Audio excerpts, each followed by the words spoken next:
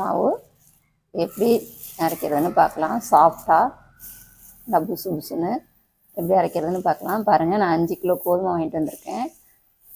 First நம்ம clean பண்ணிக்கலாம்.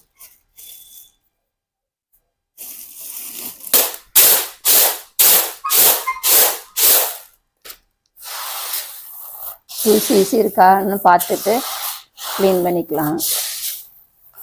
அதில் பார்த்திங்கன்னா ஒன்றும் இல்லை, இருந்தாலும் நம்ம ஒரு வாட்டி செக் பண்ணிக்கிறோம்.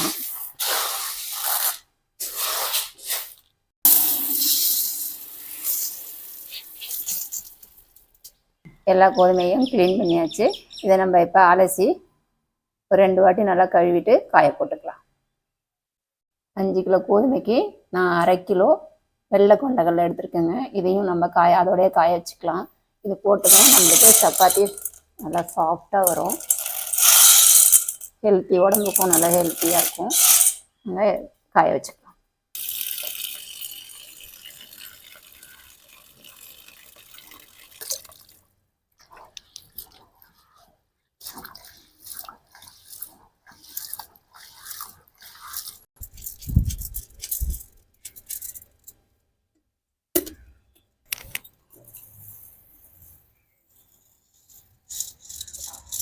நல்லா 2 வாட்டி கழுவிட்டு இந்த மாதிரி தண்ணியை வடிகட்டி காய வச்சுக்கலாம்.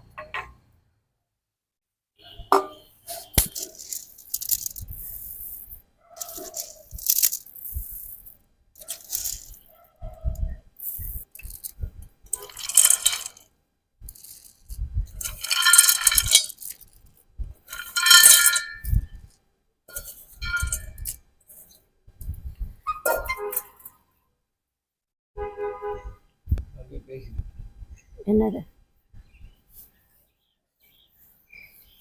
நல்லா வெயிலில் காயட்டுங்க, நல்லா காயட்டும். இதே ரேஷன் கடை கோதுமையாக இருந்தாலும் நீங்கள் இதே மாதிரியே பண்ணுங்கள். நாங்கள் ஏற்கனவே ரேஷன் கடையெல்லாம் வாங்கிட்டு இருந்தோம். இப்போ ரேஷனில் போட மாட்டுறாங்க, அதனால தான் கடையில் வாங்கிட்டு வந்து அரைக்கிறேன். அதுவே நல்லா சாஃப்டாக இருக்குங்க ரேஷன் கடை தான்.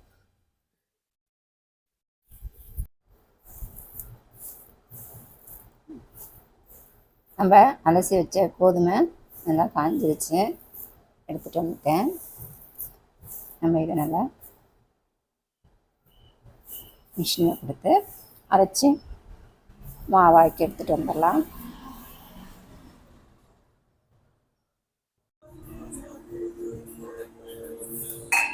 கோதுமை அலசி காய வச்சோம் இல்லையா, அந்த மாவை அரைச்சாச்சு. இப்போ நம்ம இதை சலிச்சுக்கலாம்.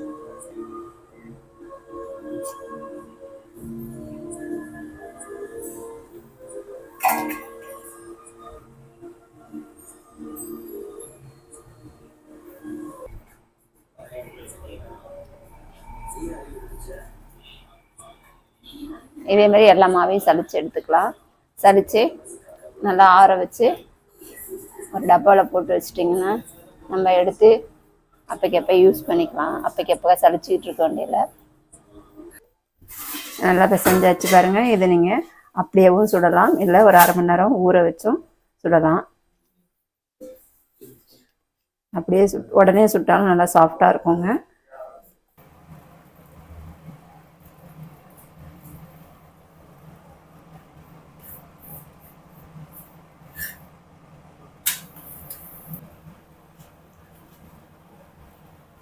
பாருங்க, சாஃப்டான சப்பாத்தி நம்ம சுட்டாச்சு. எப்படினாலும் முடங்கும்.